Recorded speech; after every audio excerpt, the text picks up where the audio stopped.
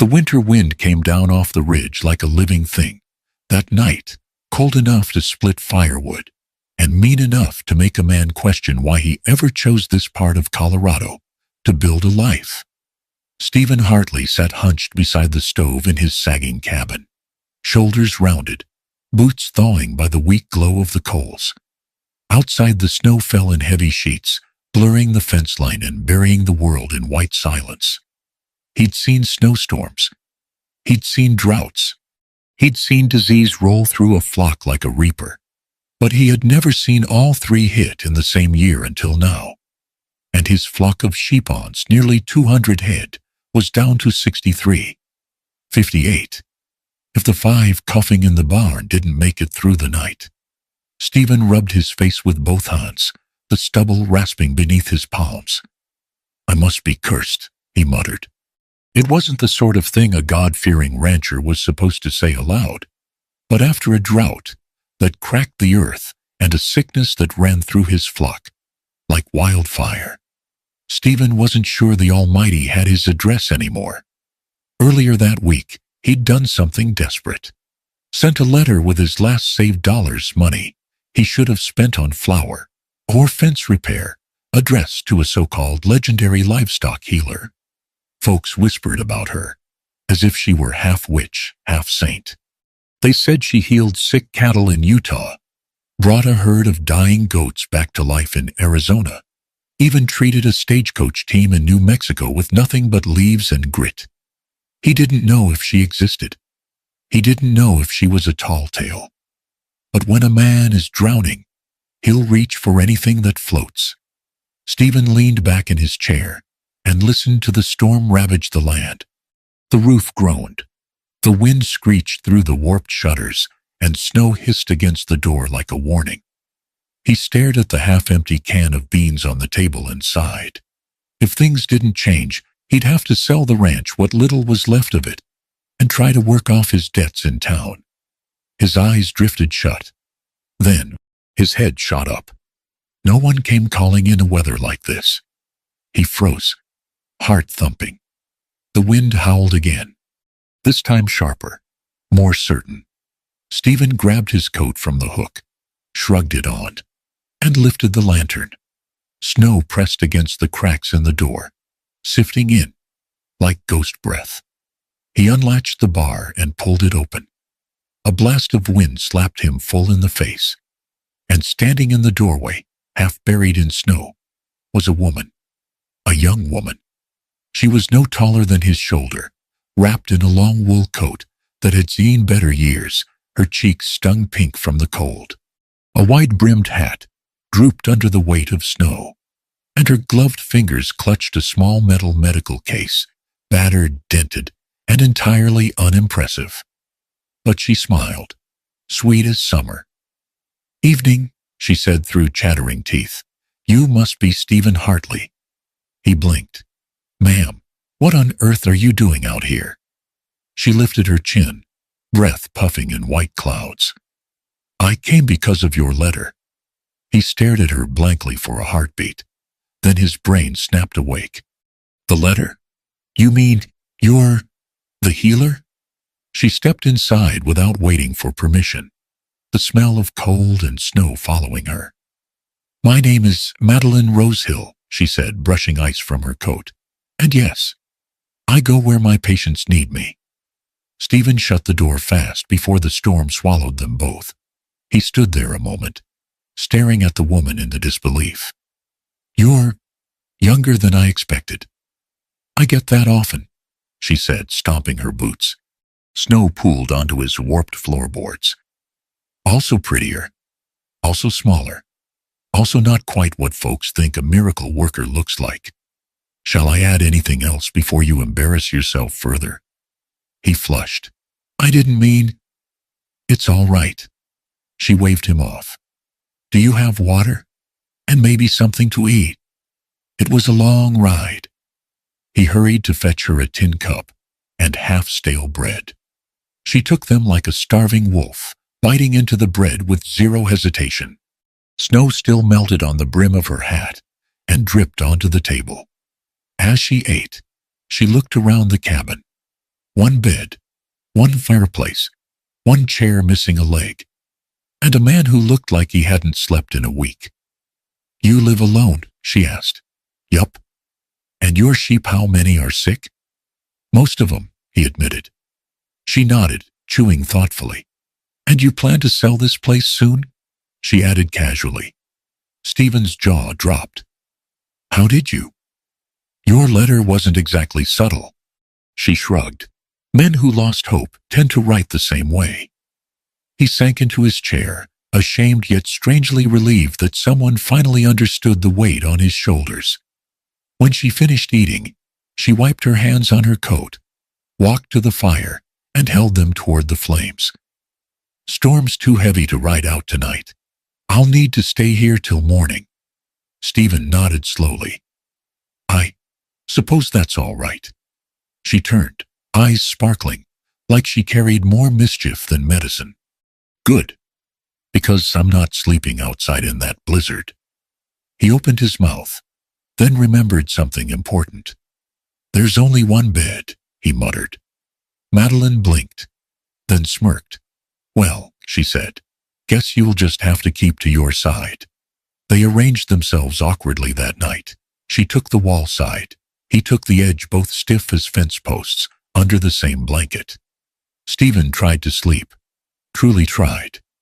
But it wasn't nerves keeping him awake. It was her snoring. Good Lord! It rattled the bed frame, shook the rafters, and he swore the sheep in the barn quieted down to listen. He lay wide awake, staring at the ceiling. "This," he whispered to himself, "is the healer of legends?" But somehow, he smiled. For the first time in months, morning came slow and pale, the kind of gray dawn that felt reluctant to pull itself over the horizon. Stephen woke with a stiff neck, frozen toes, and the curious sensation that a small grizzly bear had slept beside him. Then the grizzly snorted, rolled over, and mumbled something into the pillow. Right, Madeline.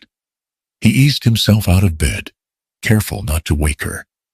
The cabin was still cold. His stove always needed coaxing. But the woman seemed perfectly happy, curled up under the blanket like she owned the place. Stephen pulled on his coat and went to stoke the fire. Sparks leapt, crackling through the silence. When he turned around, she was sitting up, hair sticking out in half a dozen directions, blinking like a confused barn owl. She rubbed her face. "Did you sleep well?" He raised a brow. "You nearly sawed the cabin in half with your snoring." Madeline's waking confusion melted into indignation. "I do not snore. You kept time with the wind. I'm surprised the sheep didn't run away from home."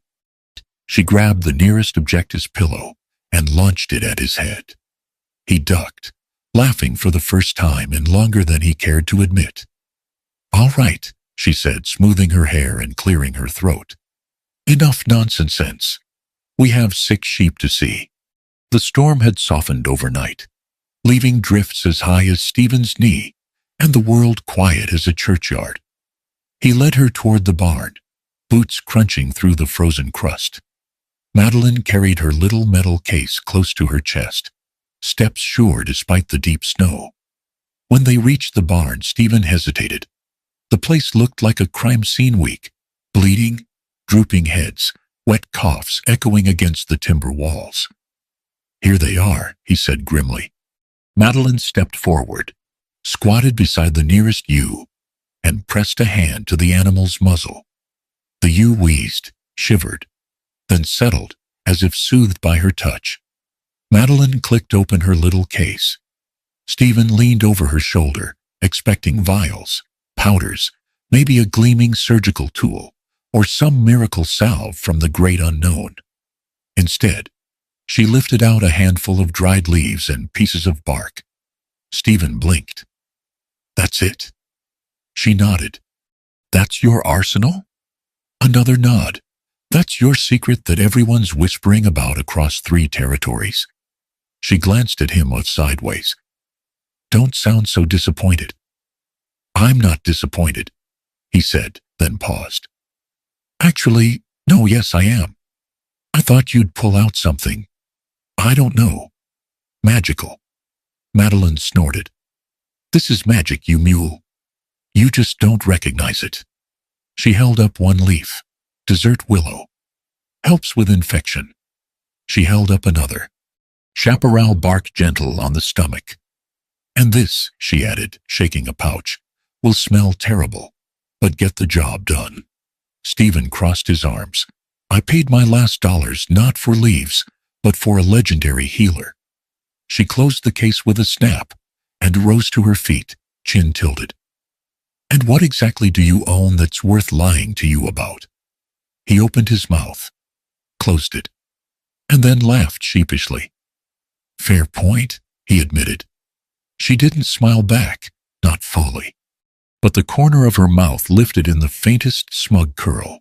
What happened next, Stephen would have sworn was some kind of witchcraft if he didn't watch every step with his own eyes.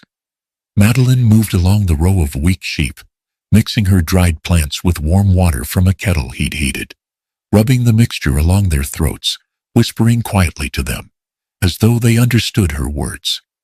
Within an hour, the worst of the flock had stopped coughing. A few even lifted their heads for the first time in days. One nudged Stephen's sleeve, bleeding with enough strength to startle him. He shook his head in awe. Well, he muttered, I'll be damned. Madeline wiped her hands on her coat. No need to be damned, just keep them warm, keep the barn dry, and check their breathing every few hours. Stephen stared at her. She'd done more in 1 hour than he had in 2 months. You're something else, he murmured. She shrugged, embarrassed. I just know sheep. And you came all this way, through the snow, for a man you've never met. She looked up, her expression gentler.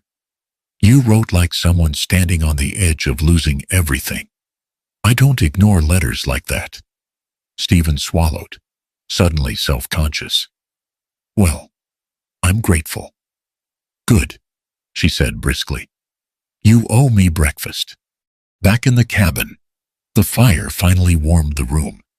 Madeline took over his kitchen, like she'd lived there years, cracking eggs, slicing bread, stirring a pot with the confidence of someone who knew exactly where everything should have been, even though Stephen barely knew where his own skillet was. He sat across the table from her, chin in hand, watching her move with purpose and energy. Madeline, he said slowly, do you have a husband? She didn't look up. Not even a first kiss. Stephen grinned.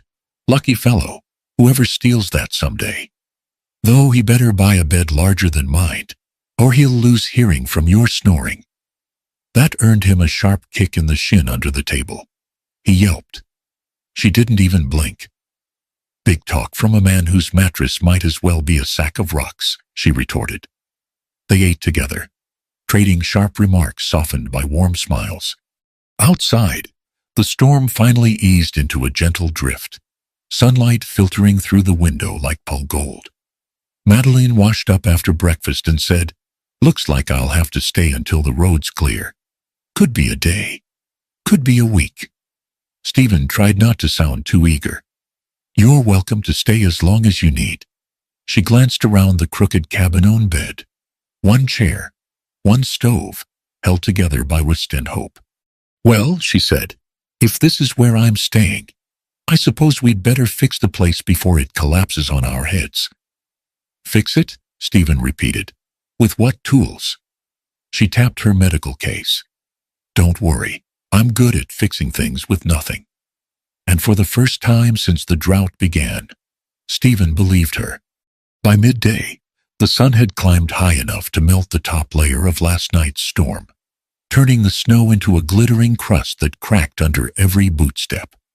Stephen trudged back from checking the far fence line, shaking ice from his hat brim, and found Madeline on her knees in the middle of his cabin, sleeves rolled up, hair tied back, and his entire kitchen scattered across the floor like a tornado had spun through. What on earth are you doing? He blurted. She held up a dented coffee pot with a triumphant grin. I fixed your stovepipe. It draws properly now." Then she pointed toward the rafters. "And I patched the hole up there with your old wool coat." Stephen looked around, horrified and impressed in equal measure. "My coat? That was my best coat," Madeline shrugged. "Your best coat was letting in a blizzard. I promoted it." He sighed, hanging his hat on the peg. "Your trouble." "I'm useful trouble," she corrected. She wasn't wrong. The first real problem showed up 20 minutes later, when Madeline carried a bucket of warm water toward the shack Stephen politely referred to as a bathroom, though the lack of a door made the term optimistic. She poked her head back into the cabin. "Stephen, why is there no door on the washroom?" "It blew off in last year's storm." "Then why haven't you fixed it?" "I meant to." He paused. "Eventually." Madeline stared at him as if reconsidering her entire life's choices. "Well, since I'm not bathing in front of your chickens, and since you don't seem handy with tools, you'll need to step outside while I wash."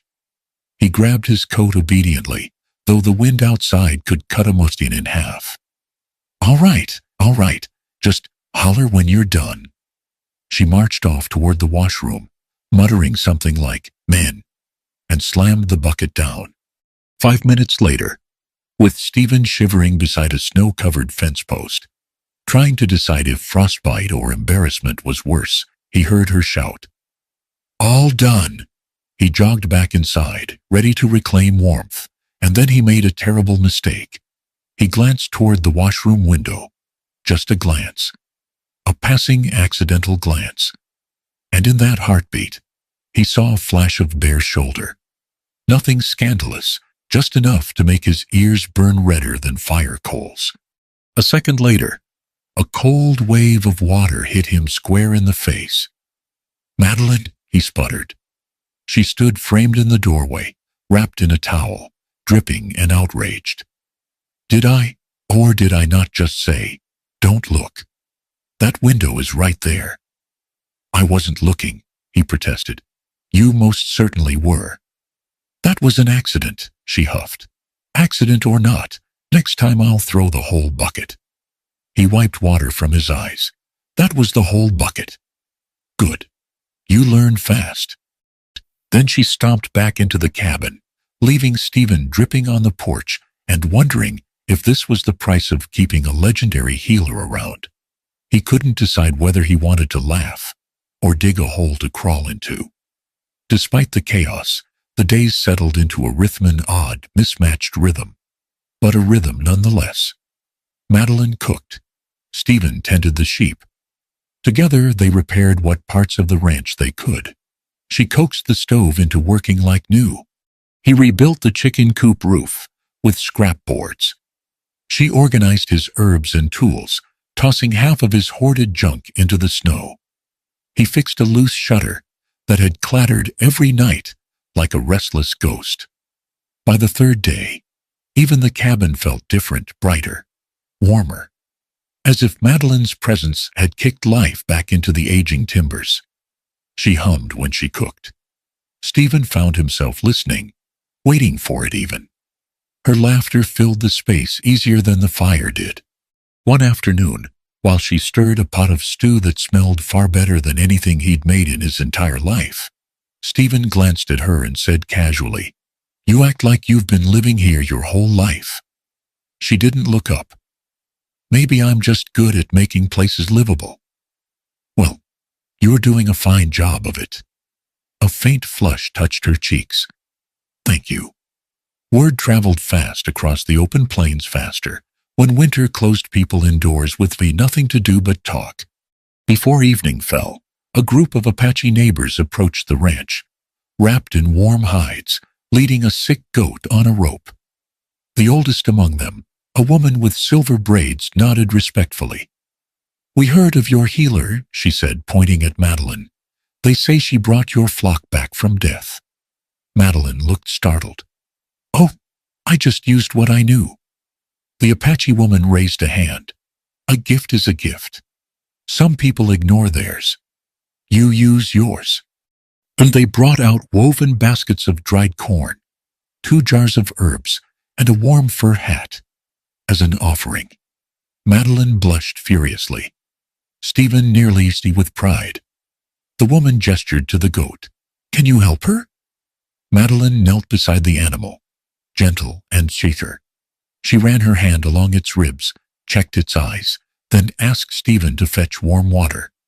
10 minutes later, the goat sneezed, bleated loudly, and rose to its feet, as if deciding life wasn't so bad after all. The Apache woman's eyes sparkled.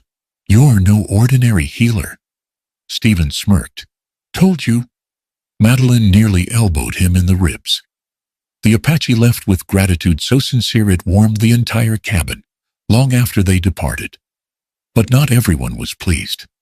Up the road, in a battered wagon with peeling blue paint, old Jeremiah Crocker, the local traveling doctor, seller of miracle tonics made mostly from whiskey, and regret watched the scene from behind a scrawny pine tree.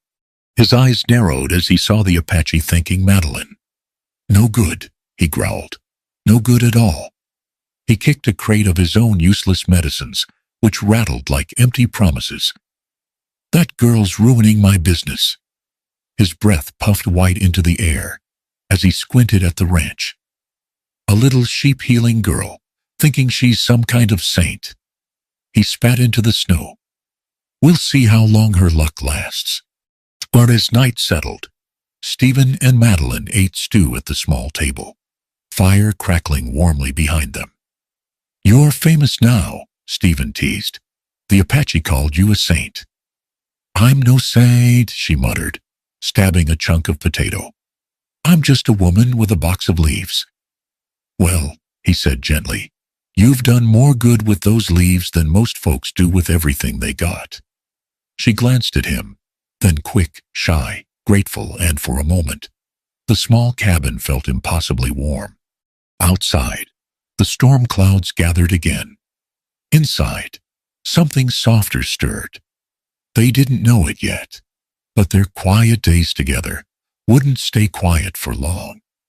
Trouble was already sniffing its way toward Copper Mesa Ranch, and trouble had sharp teeth.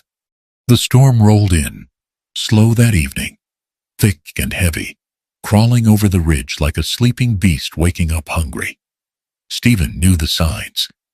He'd lived through too many winters to mistake that kind of sky low, bruised purple, swollen with snow waiting to drop. He finished checking the barn doors while Madeline packed bundles of herbs into jars, humming off-key as usual.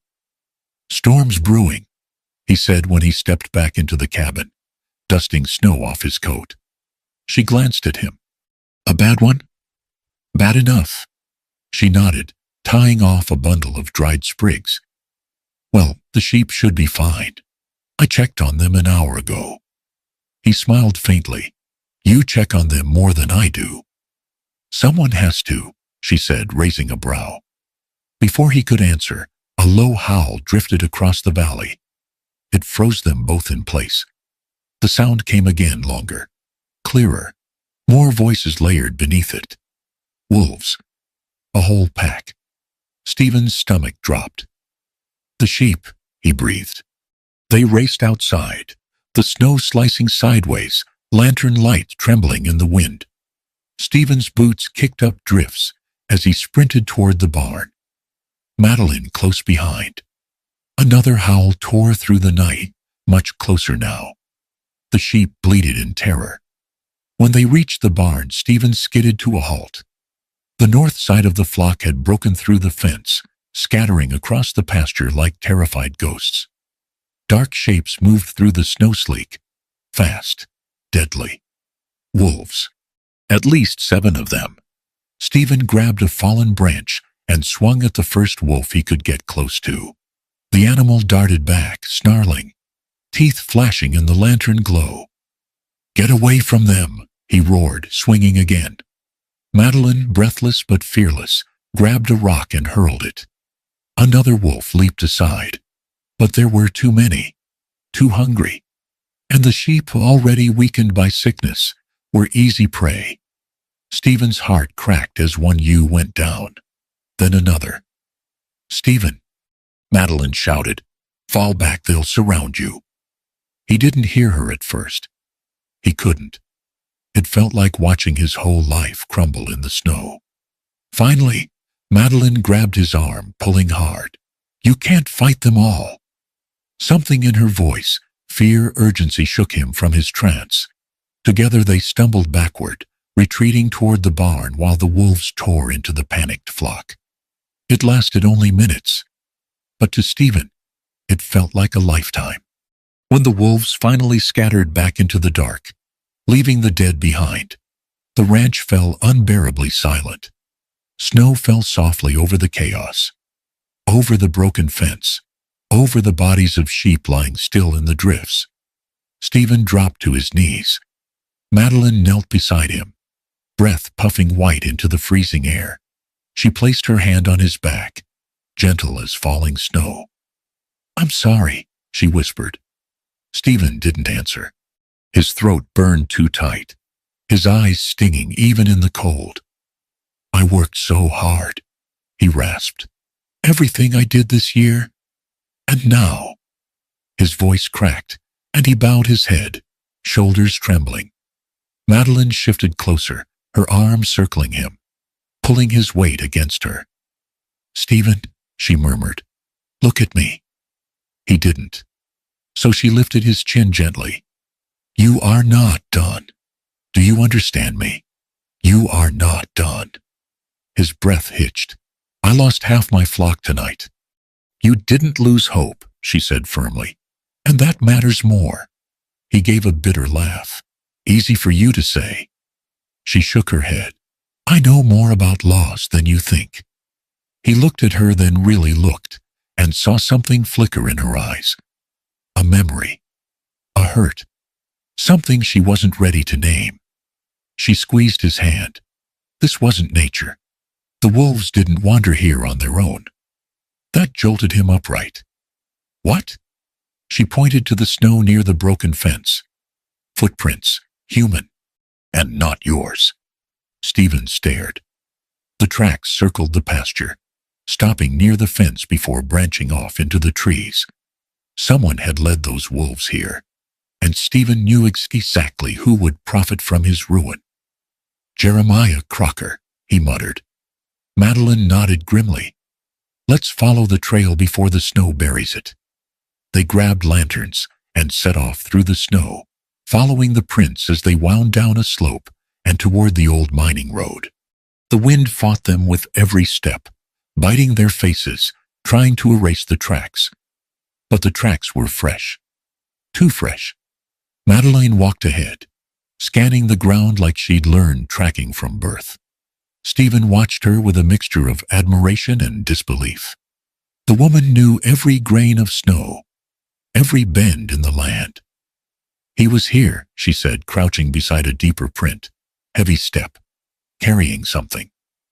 "Meat," Stephen muttered, "to bait the wolves." Madeline's jaw tightened. "He led them straight to your flock." They followed the trail another half-mile until a dim lantern glow appeared behind a cluster of broken pines. A crooked little house sat hunched beneath the trees, Jeremiah's place. Madeline exhaled. Time to put an end to this. Before Stephen could knock, the door swung open, Jeremiah standing there, with a guilty look so obvious it nearly steamed in the cold. "What do you want?" he snapped. "It's late." Stephen stepped forward, fists clenched. "You did this." "I don't know what you're talking about." Madeline held up a piece of meat she'd found near the fence, wrapped in Jeremiah's distinct blue paper. "Funny," she said dryly. "I found your supper out by the sheep pen." Jeremiah's face drained of color. "What? No. That's not mine." Before he could finish, a group of Apache villagers appeared from the shadows, drawn by the lanterns and raised voices. More folks from town emerged behind them, curiosity spreading like wildfire. One of the Apache men stepped forward, holding up another piece of blue paper. "This was found near the river last week. Our horses got sick from it."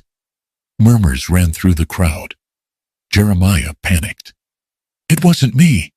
They're lying. They're making this up. Madeline folded her arms. So the wolves followed your boot prints by coincidence? His mouth snapped shut. And then someone yelled from the back. Jeremiah's been selling fake medicine for 2 years and charging triple for it and poisoning our stock with his mixtures. The crowd erupted in outrage.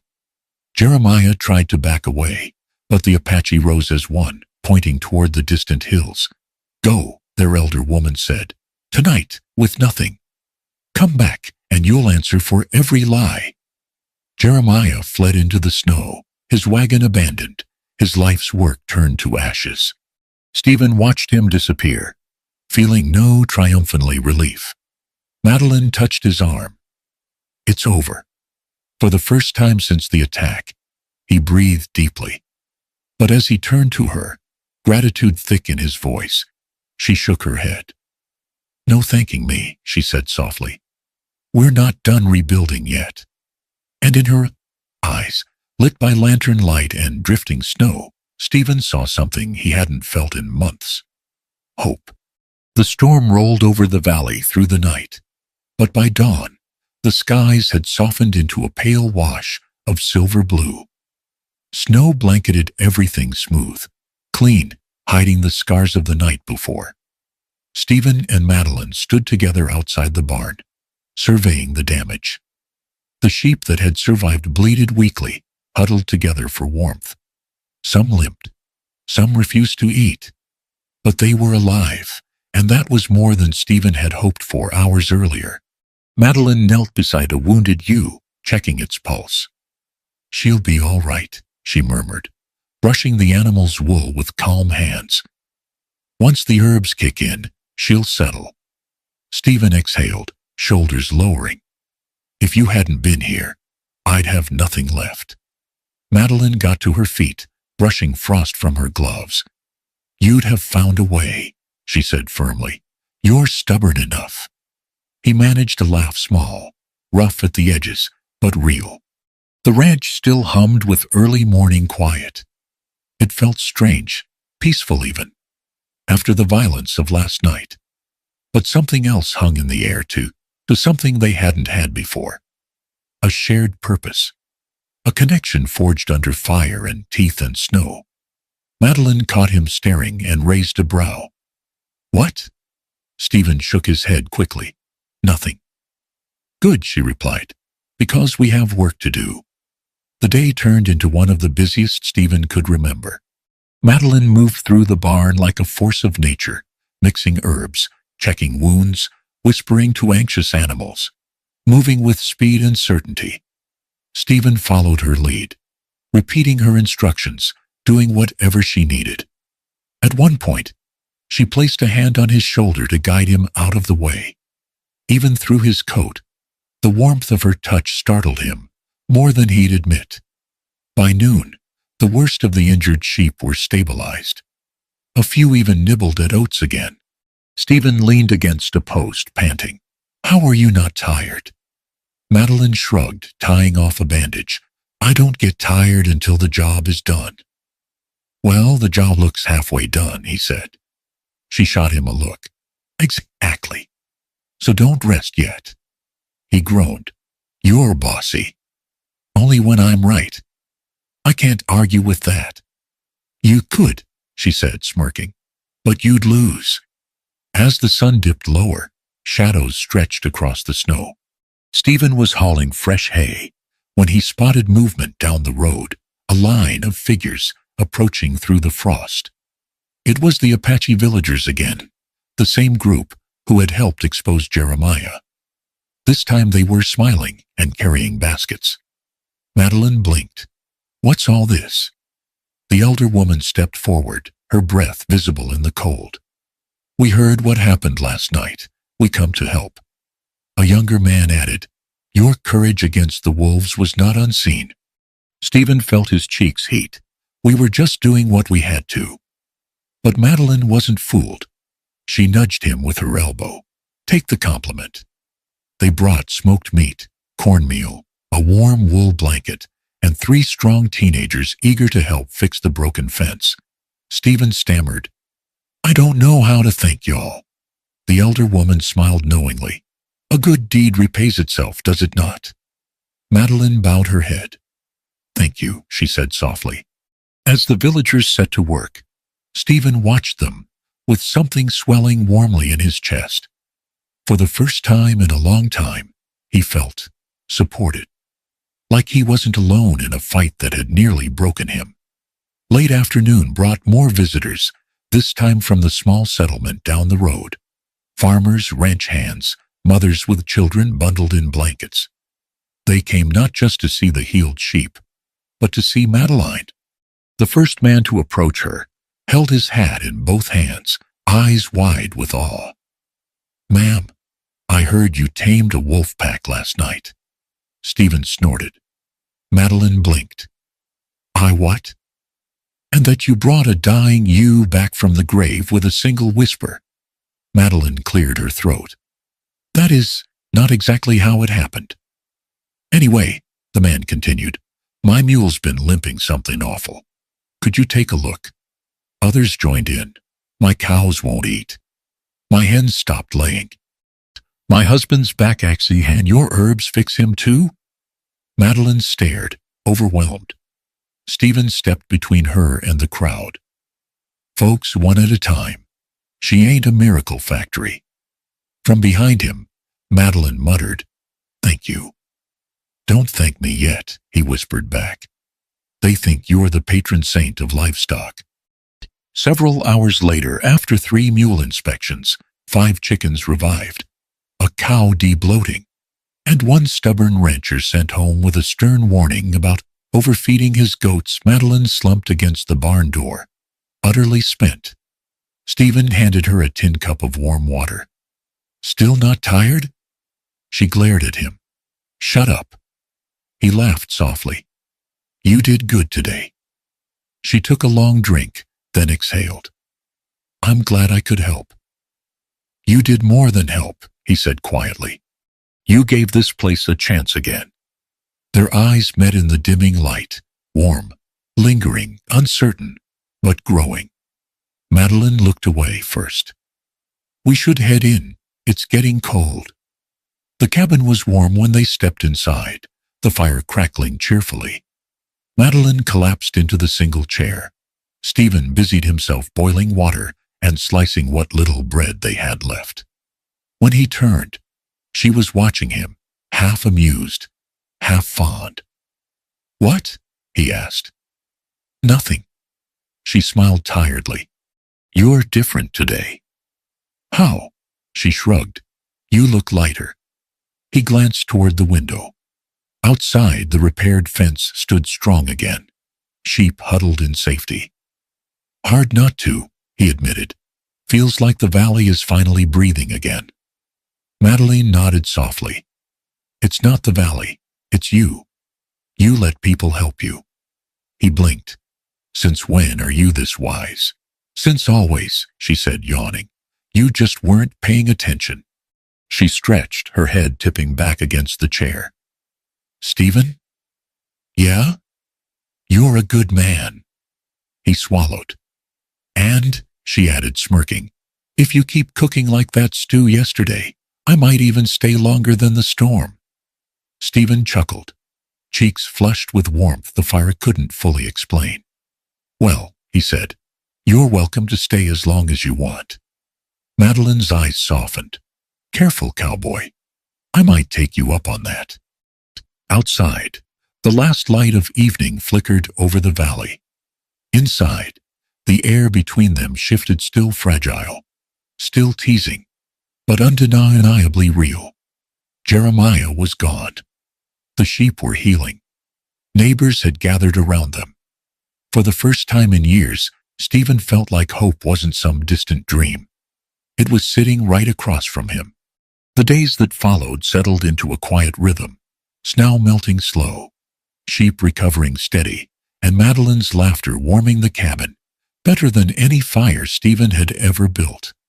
By Christmas Eve, the valley felt different, lighter, fuller, and Stephen couldn't shake the feeling that something in him was shifting too, like a frozen river starting to run again.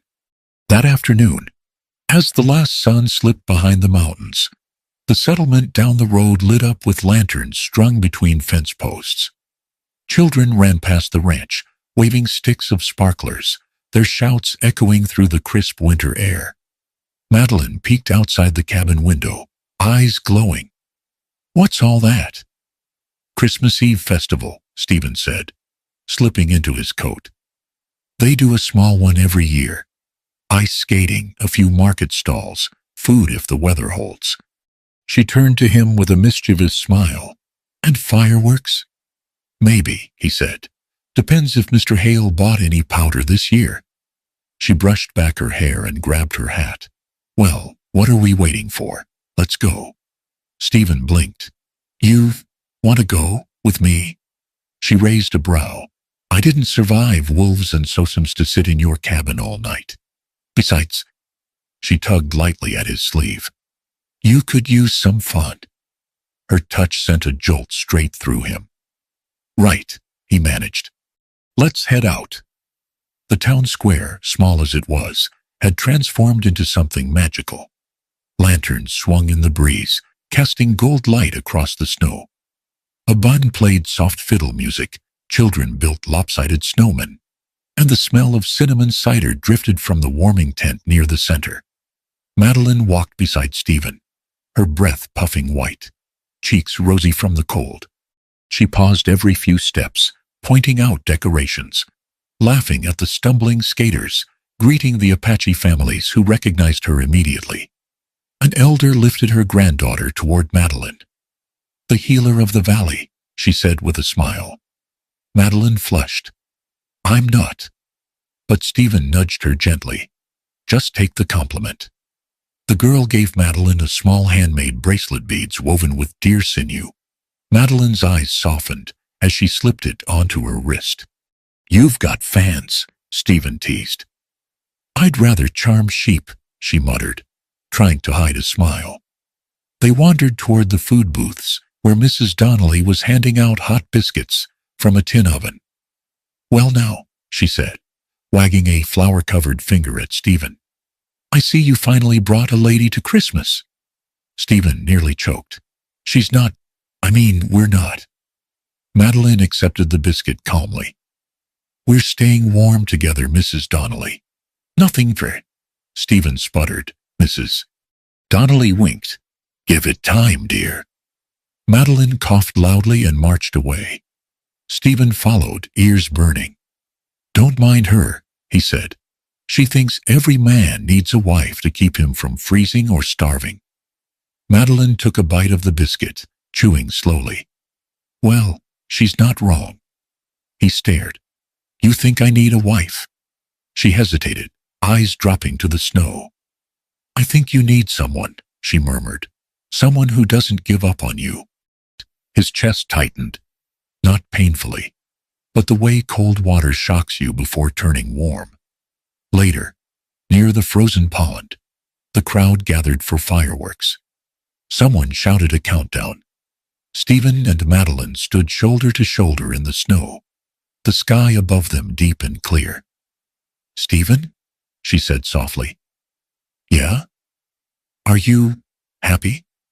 He thought about it, really thought. The ranch wasn't safe yet. The winter wasn't over. There was work ahead, hard work, but for the first time in years, the future didn't feel like a punishment. He looked at her. He looked at the way the lantern light touched her hair, the freckles on her cheeks, the small smile she tried to hide whenever he caught her staring at him.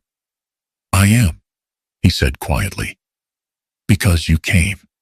She opened her mouth, maybe to argue, maybe to joke, but the first firework cracked open the sky, showering sparks of blue and red over the crowd. Children cheered. Adults clapped. The whole valley seemed to glow. Madeline's breath caught at the sight. "It's beautiful." Stephen didn't look up. He was looking at her. "Yeah," he whispered. "It is." She turned toward him, and the way she looked at him then made his heart stumble. Before he lost his nerve, Stephen reached gently for her hand. She didn't pull away. "Madeline," he said, voice low, "I never believed in signs, or miracles, or second chances, not after everything I lost." Her fingers tightened around his. "But then you showed up in the middle of a storm, carrying a little box of leaves and more courage than any doctor I ever met." She laughed softly. "It was mostly stubbornness." "And yet," he continued, "you brought my flock back to life. You brought my home back to life." He swallowed. "And you brought me back to life." Her eyes glistened, whether from cold or emotion, he couldn't tell. "Stephen," she whispered. Another firework burst overhead, raining gold. And Stephen leaned in, slow enough for her to race if she wanted. She didn't. Their lips met softly for me, uncertain, but filled with every unspoken word between them. When they pulled back, she laughed shakily. "Well, that was unexpected." He touched her forehead gently with his. "Not to me."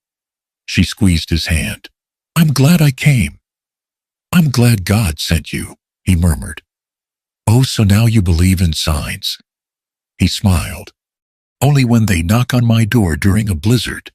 She laughed bright, warm, live. Later that night, they rode back to the ranch under a ski full of stars. The sheep bleated sleepily. The cabin glowed gold from the fire inside. At the doorstep, Madeline turned to him. "Stephen?" "Yeah?" "If I stay past the storm, you'll need a bigger bed."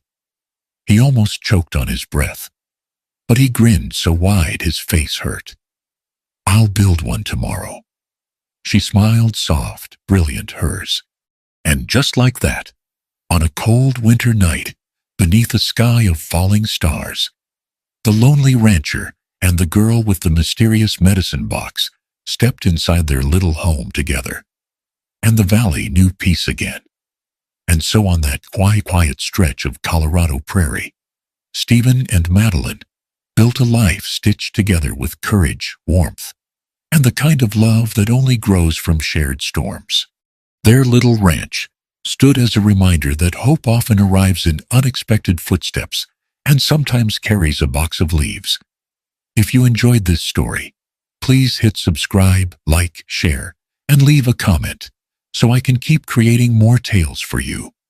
Thank you all for listening.